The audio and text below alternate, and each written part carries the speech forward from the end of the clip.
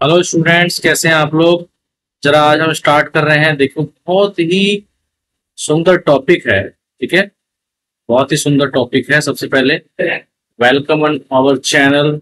अब हम इस चैनल पे इस वीडियो को लेके आए हैं, डॉक्ट्रिन ऑफ एक्लिप्स क्या होता है। क्या भाई, पुराने कानून जो होते हैं, जो संविधान लागू होने से पहले संविधान लागू होने से पहले जो कानून बने हुए थे, वो क्या अभी भी चलते रहेंगे या फिर खत्म हो जाएंगे, या फिर कभी कभी लागू हो सकते हैं, कभी कभी लागू नहीं हो सकते। क्या है इसका जवाब कि क्या जो कानून हमारा अभी बना हुआ है, ये पुराने कानूनों को खत्म कर देगा, या फिर पुराने कानून जो है कभी भी किसी भी समय आ सकते हैं, वापस अपने आप ऑटोमेटिकली जिंदा हो सकते हैं, मतलब लाइव हो सकते हैं। पुराने कानून के बेस पे भी केस हो सकता है, या फिर जो भी है पुराने कानून के बेस पे कोई क्राइम हो, कुछ उस समय किया गया हो। ये सारा कुछ हम जरा सोचेंगे कि भाई डॉक्ट्रिन ऑफ एक्लिप्स क्या होता है। डॉक्ट्रिन ऑफ एक्लिप्स क्या होता है, ठीक है। तो डॉक्ट्रिन ऑफ एक्लिप्स क्या होता है, जैसे कि आप देख रहे हो यहाँ पे कि doctrine of eclipse means if a law conflicts with fundamental rights if a law conflicts with fundamental rights it becomes inactive। कहने का मतलब है कि जो पुराने लॉ हैं, है ना, वो अगर फंडामेंटल राइट जो लागू हुआ है हमारे देश में जो फंडामेंटल राइट आपको मिला है संविधान के थ्रू, उससे अगर कॉन्फ्लिक्ट करेगा पुराना लॉ, संविधान बनने से पहले का जो पुराना लॉ है, वो लॉ अगर आज के लॉ के फंडामेंटल राइट से कॉन्फ्लिक्ट करेगा तो वो क्या हो जाएगा, इनएक्टिव हो जाएगा। इनएक्टिव हो जाएगा यानी पुराना जो लॉ है, सपोज करो जो पुराने लॉ हैं इंडिपेंडेंस से पहले के या फिर संविधान लागू होने से पहले के जो लॉ है, वो अगर 26 जनवरी 1950 के बाद से 26 जनवरी 1950 के बाद से जो हमें फंडामेंटल राइट मिले हुए हैं, अगर पुराने वाले लॉ जो हैं इस लॉ के फंडामेंटल राइट से कॉन्फ्लिक्ट कर रहे हैं, मतलब टकराव हो रहा है, मतलब समझ रहे बात को। यानी अगर नॉर्मल है, टकराव नहीं हो रहा तो पुराने लॉ चलते रहेंगे नॉर्मली, ठीक है। फंडामेंटल राइट से अगर टकराव नहीं हो रहा तो पुराने लॉ भी चलते रहेंगे। बट जैसे कि आपका इंडियन पेनल कोड था, कितने कब का कोड था, वो 1862 का कोड था। आईपीसी जो चल रहा था, 1973 सीआरपीसी चल रहा है ना। 1973 का सीआरपीसी तो इंडिपेंडेंस के बाद का है। साक्ष्य अधिनियम, है ना, भारतीय साक्ष्य अधिनियम, इंडियन एविडेंस एक्ट, ये सब पुराने लॉ थे। इसके अंदर में जो फंडामेंटल राइट से वायलेट हो रहे थे, जो जो सेक्शन, वो खत्म हो जाएंगे ऑटोमेटिकली, है ना। तो यही ये कह रहा है कि क्या वो पुराने लॉ दोबारा से एक्टिव हो सकते हैं क्या। ऐसे तो इनएक्टिव हो गए भाई, जो लॉ बना हुआ है उसमें फंडामेंटल राइट ऐड हुआ है, जो पहले वो फंडामेंटल राइट नहीं था, आज वो फंडामेंटल राइट है। तो अगर इस फंडामेंटल राइट से पुराना लॉ जो अगर कोई कॉन्फ्लिक्ट कर रहा है, टकराव हो रहा है उसका, तो भाई वो क्या होगा, वो इनएक्टिव हो जाएगा। यही कहता है डॉक्ट्रिन ऑफ एक्लिप्स। अब जरा इसको समझते हैं और अच्छे तरीके से।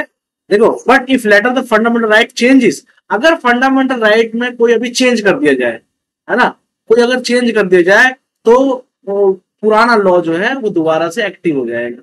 अगर पुराना लॉ जो फिर वो फंडामेंटल राइट से कॉन्फ्लिक्ट नहीं करेगा तो पुराना लॉ जो है वो एक्टिव हो जाएगा।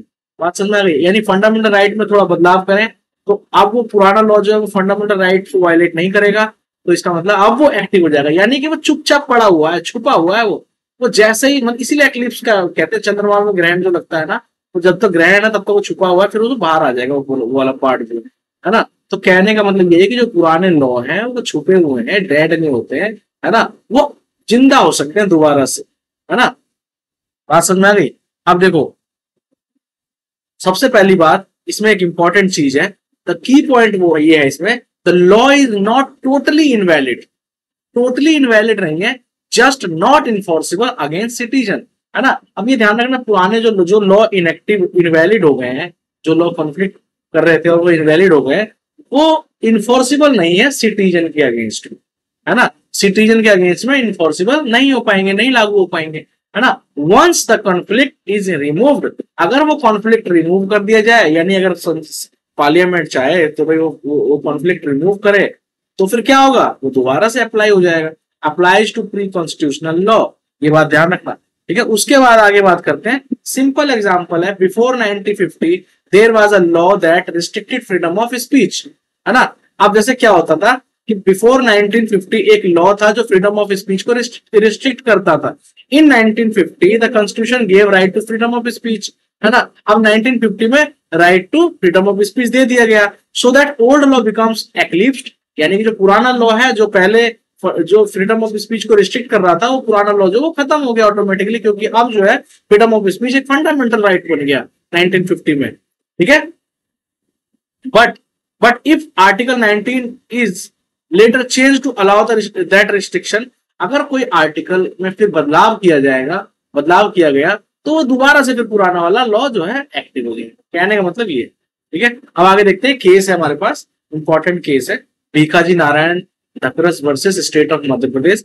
ए motor transport law made before 1950 violated article 19(1)G, है ना, एक मोटर व्हीकल एक्ट था, है ना, उसके, है ना, वो जो था वो 19(1)G को वायलेट कर रहा था, है ना। अब 19(1)G पता ही आपको, right to profession and trade and business, ये वो, है ना, तो ये इस तरीके का था, वो 19(1)G को वायलेट कर रहा था।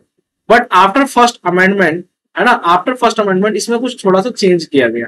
अब जब इसमें चेंज किया गया तो ये वाला जो वायलेट कर रहा था वो बाद में क्या हुआ, वैलिड हो गया, दोबारा से वैलिड हो गया, ठीक है। बात समझ में आ गई ये। In simple words an unconstitutional old law is like the moon during an eclipse, ग्रहण के टाइम पे जब वो मून जो है वो ओल्ड लॉ की तरह होता है, हिडन, ध्यान रखना, हिडन, नॉट डिस्ट्रॉयड, खत्म नहीं हुआ है, that is called doctrine of eclipse. When the eclipse यानी conflict is gone it shines again, यानी कि अगर ये कॉन्फ्लिक्ट खत्म कर दिया जाए तो फिर ये दोबारा से एक्टिव हो जाता है। समझ आई बात, दोबारा से एक्टिव हो जाता है। बात समझ आ गई। तो कुल मिलाकर के इस वीडियो में मैंने आपको समझाने की कोशिश करी है डॉक्ट्रिन ऑफ एक्लिप्स, है ना, जो प्री कॉन्स्टिट्यूशनल लॉ के ऊपर कैसे लागू होता है, कैसे वर्क करता है, और डॉक्ट्रिन ऑफ एक्लिप्स होता क्या है, ये मैंने आपको समझाने की कोशिश करी है।